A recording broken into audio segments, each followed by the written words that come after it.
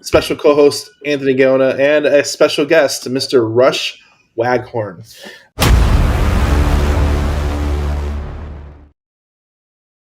We've known Rush for a while, and Anthony and Rush are really good friends. The first question I want to ask is, where does the name Rush come from? I've never met a Rush before, and I'm curious about the story, and I don't know what your parents is, but I've never heard the name Rush, so I want to start off with that. Well, first of all, thanks for having me on, guys. I've been watching all 500 episodes coming out. Boy, that's amazing, and what you guys have done with Hive Mind is really impressive. I wish I had a great story to answer. So I'm adopted. So my parents adopted me when I was 6 weeks old, and my full name is Michael Rush Waghorn. I have two brothers. They're up above us now, and we all went by the three names, right? But we all went by our middle name: Timothy Carter, Richard Clay, Carter, Clay, and Rush. So I would always ask my dad growing up, where did this come from? And he's just kind of a joker. And he would just make stuff up. Oh, I was reading the sports statistics and there was rushing yards. So he never really gave me the answer. It turns out later in life, he sort of, I think I remember him saying, well, I knew somebody named Rush. I personally have never met anybody else named Rush until I went off to college in North Carolina. It's sort of, Southern feeling over there, and I met one other guy named Rush, and I've since sort of heard that it's a little bit of a Southern name. I mean, that's my big grand story. But he would just mess with me when I'm 7, 8, 9, 10 years old, trying to figure out, who I am and where does this come from, and he just wouldn't help out. So, just a jokester. But I actually tried to change. In 6th grade, I was riding the bus to school, and I was sick of being called Rush because people made fun of it, whatever, in 4th, 5th, 6th grade, whatever, kids. And I tried to go by Michael. And it got to the point where people would literally have to scream from a foot away, Mike, because they'd been asking Michael, and I just wouldn't respond. I never could. I didn't really do a good job of changing it to Michael, so it didn't stick. So I'm back with Rush. Dude, so just for context, Rush is a personal friend of mine. We met in business, but we became best of friends over the years. And I think I love that part of business, man, and just connecting with people like yourself. Like, how else would I have ever met you if it wasn't in business? And I think we could talk about that today, is like the value, the strength of relationships, and I think what they can do, right, moving into different places in your life and in your career. But yeah, man, I just wanted to say, thank you for being who you are and being genuine. I feel super blessed. We met over in Power, and we just stayed friends throughout over the last, maybe 10-ish years or so. Yeah. Wow. Yeah, it's been a long time. Man. Probably 2016, maybe. There you go. Yeah, it's about 16-ish. Yep, 16. So we're heading in clear across 24. So about 8-ish years plus. Yeah, it's been awesome. I feel the same way. I'm very blessed to know you, and I don't know if if we're going to get into relationships and so forth. I think I remember early on, like if I were coming to Austin or something for something family, I would definitely set aside time to go have breakfast with you or lunch or meet at a golf course one time and whatever. You can't blow stuff off. You got to take a little bit of effort to go meet and those relationships. But the beauty of it is so much greater than any struggle with your calendar or whatever, or taking 30 minutes to go see somebody, especially if you're nearby. I mean, I don't know if I'm getting this point across, but the relationship I have with you and the good that it brings to my life is, 100x I don't know if you want to call it the work of the building of the relationship. It's a joy. No. Yeah, I hate it when there's dead silence after I talk, because I feel like I really didn't. No, you're good. A lot of times, me and Anthony, we don't know if he's gonna ask the question or I'm gonna ask the question. So it's kind of there's a little buffer in between whenever you talk. But that's No, I was gonna say, man. No, I agree. I think that people miss that, right, in business, because especially like in our background. I have a multi-level background. I know you do too. I love the business. I still love it to this day. My mental framework is around, still the multi-level and network marketing. HiveMind has a component of that with the CRM, but I think it's more about a mindset, right? And the kind of person that you are, personality type.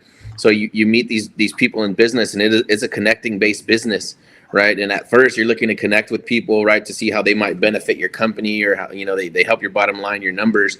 But I think, yeah, meeting you, man, it's been a cool experience to see how a person can go from a business contact to a really close friend. And I think people are missing that in the multi-level world, in that networking space, is that, yeah, we make connections, right, to better ourselves and better our business. But I think deeper than that, you can end up with a really, really good friend, man. And it touches so many more points than your business. And I wish more people in multi-level knew that. It's a really good point. And I would think of it, maybe it's an overused term, but I would call it relationship marketing. So it's even bigger than just multi-level or affiliate or whatever. The skills you learn, let's say you have a multi-level background, or people that have a network marketing background, if they actually learn the skills correctly, it's really about relationships like you're talking about. And then that becomes way beyond just multi-level and the other thing I would think about is for many, many years, I would go in, and I'm a good guy. I have a good heart, and I'm a good-hearted person, but I would go into what can I get out of this? And I can't say I've completely, like, I'm not saying I'm perfect at this, but there was a shift a while back, a few years ago, where I tried to become more like, what can I bring to them? And it's really a helpful shift. It's a lot less stress. When I'm going into it for my personal reasons, there's, I don't know, not necessarily an ickiness or whatever, but it's like, I know that I'm being a little selfish, and I'm trying to, what can this guy do for my business? How can he help me build my business? Whatever. When I go into it with, hey, how can I help this person, whether in business or otherwise, just by maybe people I know, or if I have some insight into something that could help them, or if there's business related stuff that I can help them with, if I truly am thinking of trying to just, find good synergies for people and help them find synergies, that sort of raises the level a lot quicker, and it comes back to you. I mean, and sometimes it does, and sometimes it doesn't with that specific deal. But it's always good to be known as a guy that's willing to help out, or willing to make connections, or and be focused on other people. I know, Anthony, you know that, and Daniel, when you kind of shift it to less, you're not kind of thinking of it from a selfish motivation, and you're thinking a little bit more from a selfless motivation. It just rising tide kind of thing, it just ends up being better. And then these relationships are more authentic. They're not sort of transactional, and just good things happen. I mean, if we get into it, I can tell you one easy example, but there's lots of them. And I just think that people, if they have the focus of service a little bit more, it's better for everybody.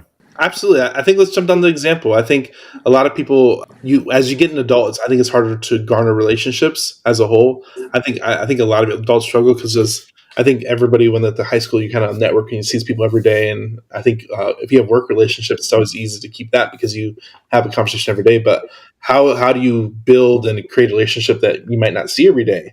And I think it might be easier for males in general, because I think we're more, hey, I could talk to this guy once a year and I know we're still cool, But right. Sometimes a gender difference for sure, I would think. Well, and also where I thought you might be going with that is also, as we become adults, we've already got our lives going, right? We're not really, we don't necessarily think we need a bunch more friends or a bunch more relationships, right? Because we got our family, or we got whatever we got going on. We've kind of become a little bit entrenched and sort of set in our ways to some degree. Some people more than others, whatever, but we all get it a little bit. And and that's why I think when I was focused on trying to build relationships for my benefit, what's in it for them? I mean, they got their life. If I'm not offering them something, what's the point? What's in it for them? Why would that motivate somebody to go out of their way where I'm not providing value to them? And I do get older, and our lives get for people, then you really have to be some value, and whether it's business value or just love and appreciation and the vibes between friends or whatever. I mean, but that's value also. I just think I think especially as we get older, as you made the point, I think that becomes. I think that's a huge, I keep saying this over and over again, is that nobody's counting the value of their relationships as like anything like a value, like financial, right? Because we're thinking like, okay, business transaction, how much are you going to make? Here's how much I'm going to make. But I've been thinking a lot lately. I don't know why. It's kind of weird like that. I always like tend to see the future and then what could go wrong or what could go right. Like, how many friends are you going to have to call on, right? When you're up there in years, like how many people did you help? How many people relied on you successfully? And how much impact did you make? It sounds cheesy, right? Because we're talking about it on a podcast, but literally like towards the end of your life, like when it's just you and grandkids are out of the house, everybody's gone. Like, how many phone calls can you make and connect with people? Well, what that reminded me of is, and this is probably along the same times as I maybe started shifting my mindset to be a little bit more outward focused. It occurred to me, or I read a book, or something got me thinking about when I'm on my deathbed, who's going to be there, or who's going to come to my funeral. And I kind of got a little scared because I know I'm a good person, but was I outwardly being a good person to people? It's easy to say, hey, I have a good heart, but if you don't take the actions that show you have a good heart or that show that you care about people, then they don't know about it. And maybe that means you don't really have one. I don't know. I mean, I know I feel like I'm a good person, but if I wasn't actually doing actions that expressed having a good heart and caring for others and being selfless and trying to help and whatever, then it's not going to create those relationships. And I kind of had a little bit of a, maybe not dark night of the soul, but I mean, I kind of went, wow, I wonder who would show up, and it's up to me to live a life in a way that creates the relationships where people, would show up. Again, I'm not trying to be, like negative about it. It's a funeral and death. That's not really where I'm going with it. It's about the relationships. But it was just a way for me to sort of to think of it in my mind more sort of specifically to create some changes in myself. Does that make sense? I do a lot of looking back like that myself, man. I was telling you, like, I do a lot of self-reflection, even from that place. Like, what about when I'm gone? What happens to the people that I cared about, and everything that was so important to me while I was alive, what happens to it when I'm gone, and some of that is like fostering those relationships. And, and I do it just for probably the same reason you do it, right? I'm not trying to gain anything when I help somebody, or when I guess we're making an impact on people's lives now because we hear it all the time, but we're not trying to build that up for ourselves, right? It's just something that you do because you are a good person. I noticed a long time ago that making large checks doesn't bring me fulfillment, but helping them change their life and get success or hit a new milestone in their life, it gets me high as a kite, man. It's an endorphin rush, and it lasts for a really long time. It lasts for at least days, maybe a week. So it's like, it is addicting to help people get to where they're going, especially if you can do it with so little effort or little resources. Well, no doubt. And you guys, for instance, I mean, you're talking about like, as Hive Mind. I mean, I remember you telling me the vision of it, and it's here. I mean, it's awesome. And it's just a few years later, 2, 3, maybe 4 now. I don't know what, or maybe 5. It goes fast. 3. Okay. But I remember it, and you guys have done it. And I remember you going, hey, somebody in the organization did a land deal or did some kind of deal and got a check for $50,000 or $150,000, and it just literally changed her life. And you were over the moon about it because you truly were happy for her, right? And you had a lot to do with that. She had a lot to do with it too. Whatever. You guys made the portal possibility or the vehicle for it, but she did the connection or whatever, and it literally changed her life. And you couldn't have been more happy. And you didn't even care about, I don't even know what, if you got overrides or what. You didn't give a crap about that part. You cared because it made you just happy. And the times when I've been a part of something like that, I totally agree with you. It's addictive. Remember that movie? I forget the movie, but she goes, and they're endorphins. Anyway, that joke. But the endorphin rush for sure, and just it's great feedback. It's a great feedback loop because it's all good. It's all good stuff. That's just kind of, what do they call it? Virtuous circle. It's going up, whirlwind up, upward spiral. I love saying it because you can go on a downward spiral, but you can also get on an upward spiral. Yeah, the upward ones are more fun. I had this ingrained in me since I was a kid, man, because when I was a kid, we didn't have anything sometimes. We had to go live with an aunt or an uncle, sleep on the living room floor. So we hit rock bottom a few times, man. But something I always remember growing up is my parents always made room to give. Like, no matter how much we didn't have, we always took somebody in. We were helping other people, getting other people school clothes. Like, we were always doing something to help people our whole entire time. And in my mind, I'm a kid. I'm like, we don't even have for ourselves. Where's all this coming from? Right. So I think that helped with my faith in God and us going to church. My dad saying like, hey, God's going to provide. And I believed it. He believed it. And obviously it's been working and serving us well, but that's, I guess, having that mindset of like, yeah, I'm going to help if I can, no matter what. It's done a lot for my business, my life, my friendships. I've been noticing this too a lot now. That's something that Daniel and myself are starting to notice more.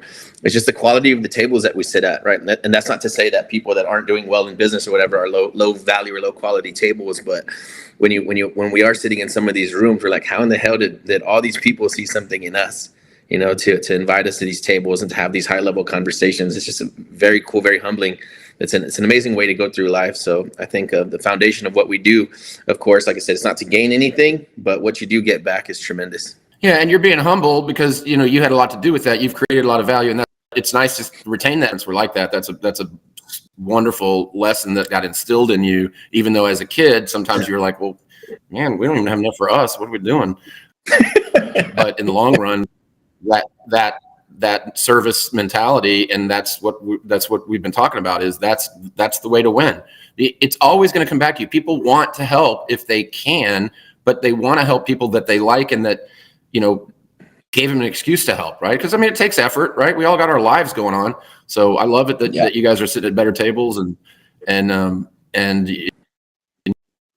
it's good because you're bringing value to those tables, and that's why it's going to keep happening. It's not for any other reason other than you've created a model, in this case on the business side, but relationships bring value to people, so they want you sitting at those tables. I have a good question for you.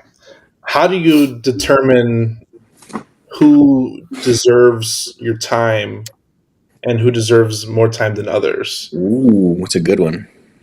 That's a really good question that I did not prep for.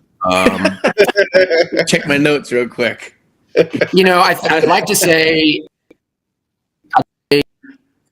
that you should. That'd be a nice person way to say that, but that is a legit, because we only have so much time. Absolutely. And putting it in the places that make sense. Like, this may be a terrible example, but if someone's off the rails and you're trying to help them and they keep just making bad decisions, which you just can't go down that rabbit hole with them, or that downward spiral with them. If it's, I'm thinking of like drugs and addiction, or I don't know, any kind of thing where they just keep proving to themselves, maybe not themselves, but proving to everybody else, gonna make changes if they need to be making changes. There's a point at which you got to cut it. So to give a specific answer, I don't know. It's like what I don't know. Just describe art, but I know it when I see it, or whatever.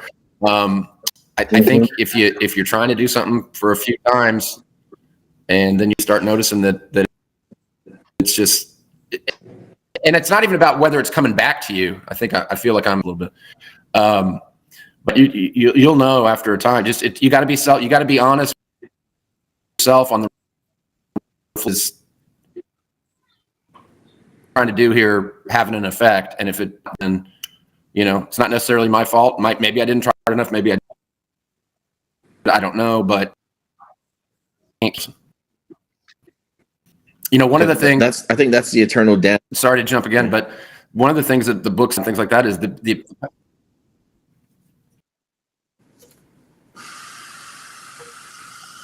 is what? I lost you. You said one of the things the books talk about is what? Yeah. Oh, is the ability to say no. Like, I would always, if I got invited to do something or came up or whatever, I'm like, yeah. And then I try to fit in my calendar. But the ability to sort of have clarity about what we're going after, whether it be business or personal, whatever, if we have clarity in our mind of what it is we want our life to look like, you'll say no and only say yes when you can commit to that thing, rather than what I used to do is just say yes to everything and half-ass commit to things. That's not even commit, whatever.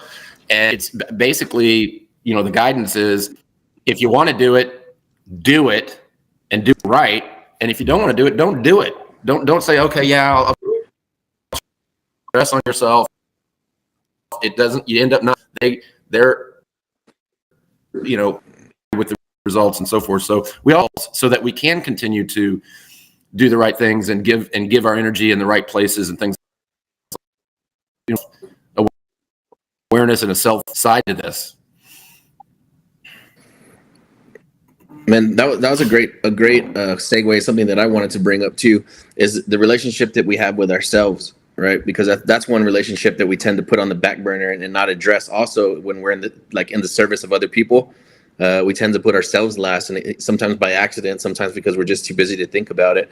But even building Hive Mind, for the last couple of years, I haven't been working out the way that I'm used to, and I haven't been eating the amazing diet that I've been used to. You might see a little belly on me nowadays. Like, what the heck? Who is that guy? When I looked in the mirror, and I'm like, okay, I have not been taking this serious. So now I'm back on everything. I'm back in the gym. I'm on my green juice. Fasting. I'm going to a clinic in end of June. I'm going to go to a fasting facility where there's no food there. The doctors are just monitoring you and all that. I'm going to be there for 7 days.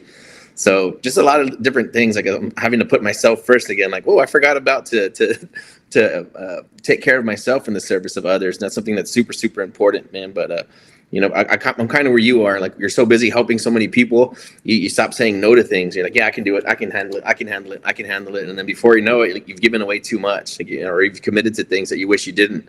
And that's something that I implemented for myself this year. Like how everybody has their resolutions. Mine is I'm going to start saying no more this year. This is the year I say no a lot, so that I can start to guard my time and protect my energy, so that we can take everything to the next level. Yeah, I think we grow up thinking that saying no is like being rude. Or something like that, and we think we're a bad person if we say no. That's inaccurate. If it's fine. It's just like, look, hey man, I appreciate you asking me to do that. I wish you the best. And I cannot do that. I can't do it. I got this other stuff going on, and I know that I wouldn't be able to do it the right way. So here's somebody I could think of that maybe you might want to talk to or whatever. But I'm out. And there's ways to do it where it's not. I think it's wrong that we grow up with that mentality of thinking that it's being rude. We do have to, exactly what you just said. We've got to do what we can and not do what we can't, and not put ourselves in that kind of pressure situation, because it ends up, you light the candle at both ends, and that doesn't end well. By the way, you just mentioned that you're getting in better shape, and congratulations. But I didn't mind the belly. There's more to love. More me to love. Yeah, I agree, man. And it does feel good to relax and just eat whatever and just kind of like veg out, kind of enjoy life a little bit instead of being so gung-ho on nutrition and all that. So can't say I didn't enjoy the break, right? Not having to like monitor every single little thing. But yeah, man, like you said, there's a time. I guess you got to kick it on and kick it back off sometimes, like anything else in life. But no, man, I think protecting your energy, saying no, is probably something that's huge. I grew up like that too, probably since I saw my parents say yes to everything, right? Then automatically I do feel kind of like I am in a position to help. I can help, and I should. But even to that extent, I got to tell myself like, hey, well, we got other things we got to work on. I got other things I have to focus on. So yeah, this time it's going to be a no. And I think people will value your time more than that. If you protect your time more, you say no more often. When you do have that chance to meet up with that person or come to their event or speak at their thing, then they'll appreciate it more, because you've told them no before, so they know your time is very limited. Absolutely, totally agree. I know one guy that I would mention this whole deal as far as connectors. So there's a guy that runs a 9-hole golf course, super exclusive. There's only 60 members. I think it's probably the most exclusive golf course in the country. Oh, wow! It's right across from Wade Hampton, which is a great golf course in North Carolina, and it's across the street from it. But anyway, this guy is great about making connections. So last year, a guy asked to play at Wade Hampton. This guy, Adam, set it up, connected him, played with him, and brought my dad along, and my dad played. And this guy's name is Ken, and he's a super guy. And so that connection happened. And then during that golf round, my dad mentioned that I had gone to Duke. And this guy, Ken, is a huge Duke fan. He's been to every single tournament game, Duke tournament game. I'm talking first round, Sweet 16 round, Final Four, flies to wherever since like 1986. It's got to be like 150 games. It's got to be 100 trips. I don't know. And he's a super guy. And he goes, oh, I got to get you guys up and do a Duke game next year. Sure enough, he follows up. A few months ago, he gets us out we watch Duke versus Notre Dame. Freaking puts us up in a hotel. Are you kidding me? We definitely can take care of our own hotel. Wouldn't let us pay for the hotel. Anyway, it doesn't matter. And this all came from a guy making a connection because that guy wanted to play golf somewhere, right? And then he met my dad, and now I'm still in touch with Ken. And Ken and I know a guy named Tyler, and Tyler is connected to Alan Watson, who I've become very close with over the last year and is just a super stud, former Goldman Sachs guy, and business is absolutely crushing it. And you look back and you're like, you could not have foreseen these steps. You can't. So stop trying. I tell myself, I'm not yelling at anybody else. Let's stop trying to completely manage the trajectory of life. Do the right things. Take care of yourself. Be a good person. Help when you can. Don't help when you can't. Have clear vision. And things are going to happen that when you look back, you'll be like, that's crazy how that happened. And you could never have predicted it, foreseen it, and made it happen, right? I mean, I'm sure you had 1,000 stories with HiveMind about stuff that there's no way you could have predicted the twists and turns. I have a good question for this. So there's a movie called Yes Man with Jim Carrey, and he wanted to change his trajectory in life, and he just started saying yes to everything instead of saying no. So in your opinion, how do you put yourself in the right position to receive these blessings? Man, you ask good questions. You really do. Did we lose Anthony? This is why I'm the podcast host. Really good. I think the point of that movie is open yourself up to possibilities. It's kind of coming on the heels of the conversation we just had where don't say yes to everything because of like protecting yourself and your time and your energy. Yeah. But the message I got from that was open yourself to possibilities and be sort of a yes mentality rather than a no mentality. I have a friend that I play golf with, and he always says, the answer is yes. What's the question? Like, it's a great way to go because a lot more things start to come to you, a lot more invitations or possibilities or places to meet people or golf trips or whatever. There's millions. But then I forgot the second half of your question. How do you get yourself in a position to receive relationships like that and blessings like that? Because a lot of people, they don't even know how to get in that position. But I think it's an amazing story because I think it's your networking ability that kind of puts you in that place to receive stuff like that. I think I guess this is all interesting to me because this is not stuff that I have a for or even stuff that I have clear thinking of all the, I don't even have this like clarity in my mind of what I think about this. This is really interesting to be thinking about this stuff and important. I think one, it starts with what we just talked about, self-care. You gotta have a clear vision for the various aspects of your life, and you've got to take care of yourself, like not get spread too thin, stuff like that. When you do something, commit fully to it. And if you don't have time to do something, don't. And I think that different people have different personalities. Some people just can immediately walk into a room and freaking everybody loves them. And some people, we've all got different pros and cons and abilities and talents and things like that. But I guess the answer from my perspective, and I'll think more about this, but is to put yourself in that position. You got to be out there. You got to be meeting people. You got to be taking calls. You can't avoid the calls. You can't avoid the emails. You can't avoid the chances to go to places. I mean, you've got to be in them. I guess it'd be like, think about if you're dating. If you sit at home and wait for some girl to knock on your door, it's probably not going to happen. You got to get out and do something. Go bowling, do whatever. Get out, do something you want to do, and you'll be surrounded by people that like those similar things that you like. And while you're there, ask about them. Be interested. Say, what do you do? What's your life like? Whatever. I mean, I'm not saying you just drill down into their head and freak them out, but just be a pleasant person. And you don't have to give them the third degree, 20 questions, but do things you want to do, because that's when you're going to meet people that you want to meet, and you'll never know where that might then go. And then you meet this guy, and then all of a sudden it went from bowling to playing at Augusta or whatever, which I have not done, by the way. So for everybody here listening, be interesting. Be interesting. Be interested. Be interested. I mean, because if you're interested, you because we are all our most important person, right? Whether we want to say, hey, we're super great and we give a lot and whatever, and we do, but we are what we care most about, or we should be. Nobody else is. So if you're interested, hey, Anthony, wow, tell me more about that. By the time that conversation is over, Anthony's like, man, that's a cool dude. It's just, it's not even a conscious thought. It's just what happens. It's human nature, right, Anthony? Don't you agree that, people, when they hardly said anything, you just asked a few questions, And I know people have seen this on podcasts and read books about it. And it's not like we're making anything up that's new about be interested, not interesting, because you end up being both when you're interested. But when you're just trying to be only, then that would be focused on them, I think, is kind of how I think of it. I think I got lucky on that, Rush. I'm like, I am interested in what people do. Like, I think I love psychology. Like in high school, I thought for a while I might go into psychiatry. And I was always interested in what drives people, right? Seeing all the different types of personalities, some people that are up, some are down, and everything in between. So I've always been really, really interested in what drives people. What are they up to? What do they do for a living? Why do they do what they do for a living? There's just a bunch of things that make it super, super easy for, I think, probably yourself and myself to be networkers, because we genuinely care and we genuinely do want to know. Like, we really That's true. And what I would say to somebody that thinks that they don't naturally feel that way and they don't naturally feel interested in other people is I would say this. I would say, how are you ever going to learn anything?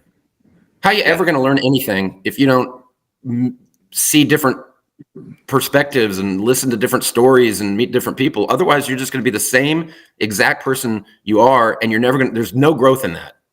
So even if somebody doesn't feel innately good, easy to do that kind of stuff or whatever, and I will say this, I'm a lot better at it than I used to. I'm a lot more comfortable with it than I used to be, because I started trying it.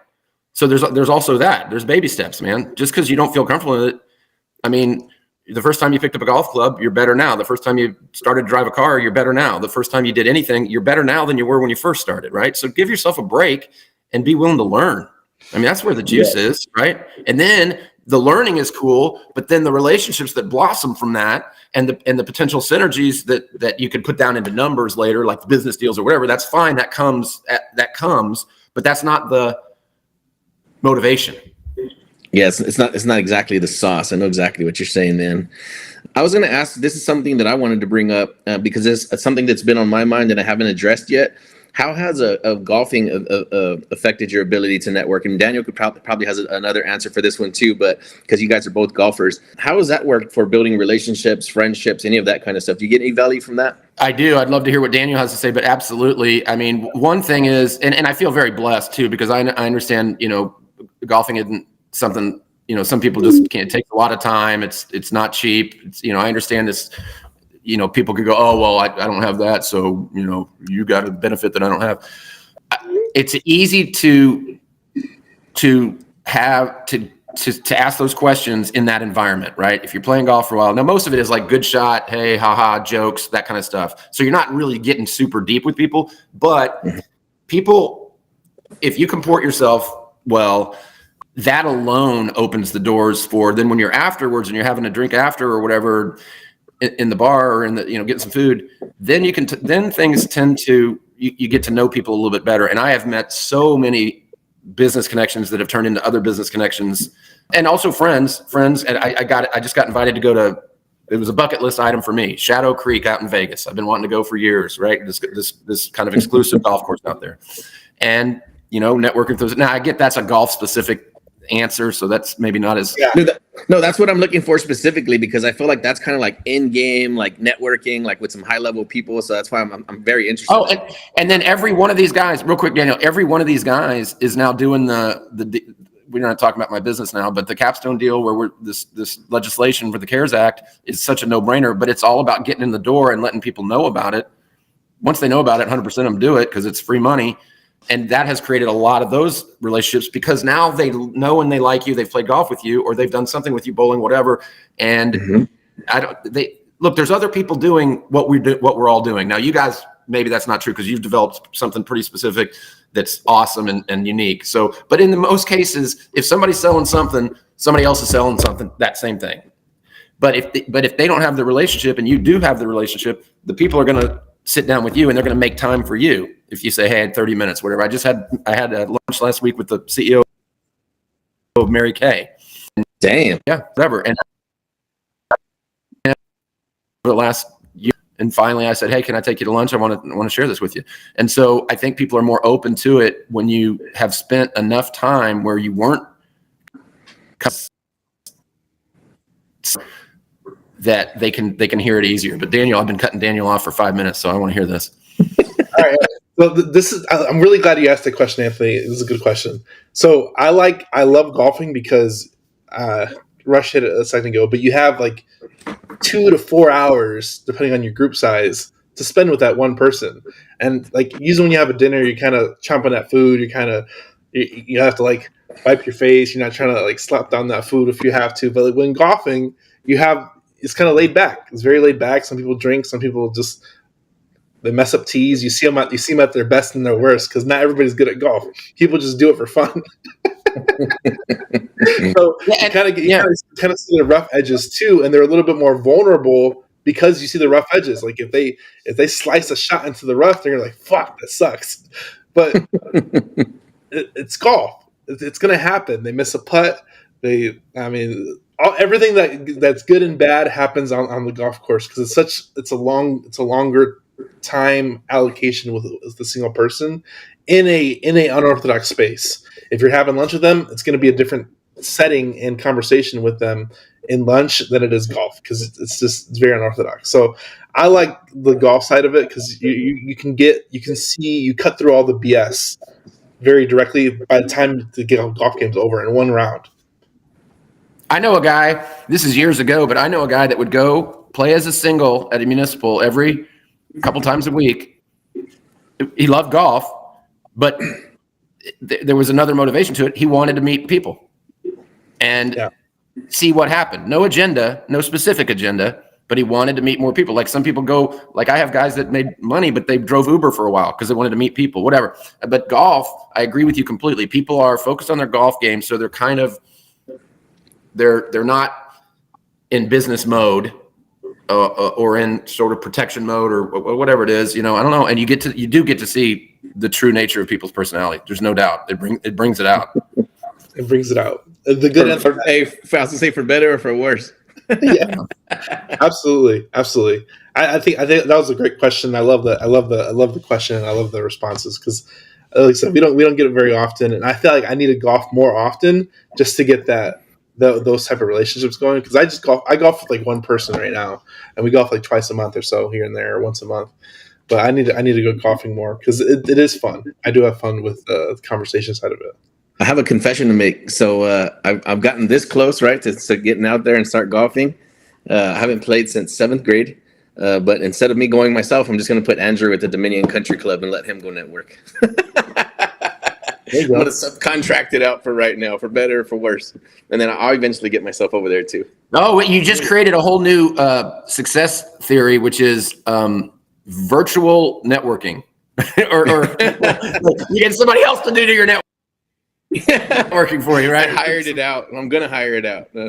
Yeah. Well, hey, that's what they say. The other thing that's, another thing that's really good is to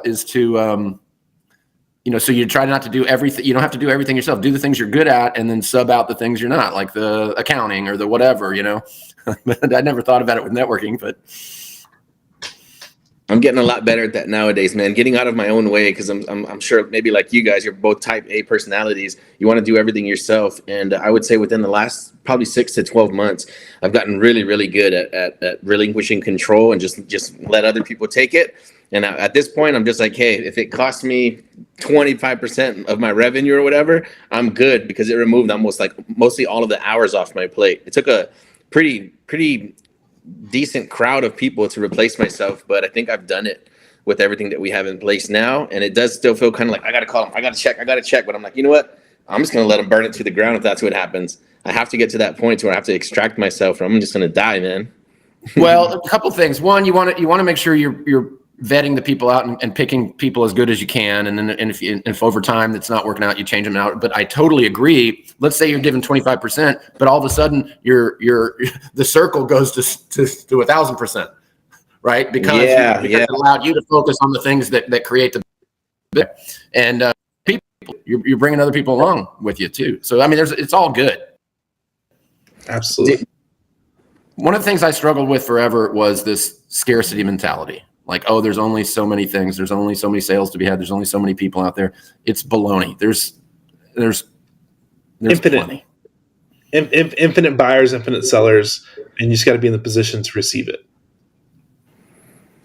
Ooh. I think that's what our multi-level, our network marketing business model has instilled in myself, is that there is unlimited everything. There's unlimited capital, unlimited people, unlimited relationships, unlimited sales, and you don't need it all. That's another thing that I had to teach myself, is you don't need it all. You just need a tiny, tiny little piece to have the best life ever. So Ooh. I think that's something that I've mastered recently, is just knowing that I'm just going to just carve out my little tiny piece, and just that's all I really need. There's no need for more, because I'm just going to give away the excess anyway. That's all we're going to do. So I know Daniel has a hard stop here in about 5 minutes. Daniel, you got some closing questions you want to ask this man? No, I think we're good, man. I think we covered a lot, and I really enjoyed this conversation.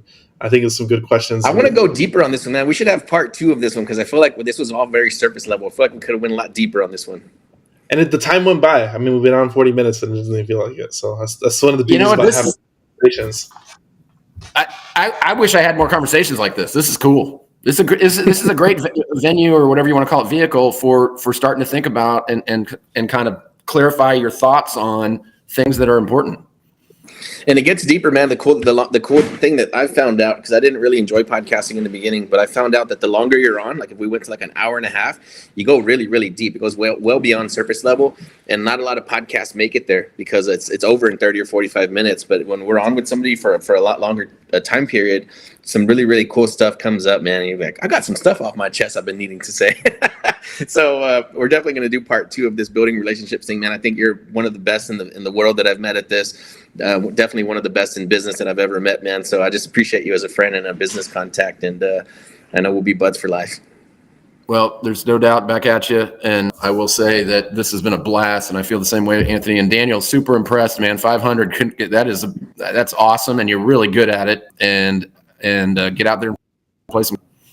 Hey, if you need a third or a fourth, just let me know. Come on. Hey, well, for sure, anytime you're in Dallas, and if I'm out in California, let's plan it. All right, sounds good. For everybody here, go like, share, subscribe. We'll see you on the next episode. Thanks for tuning in. Thanks, Rush. Thanks, Anthony. We'll see you next time. Thanks, guys. Bye. See you soon.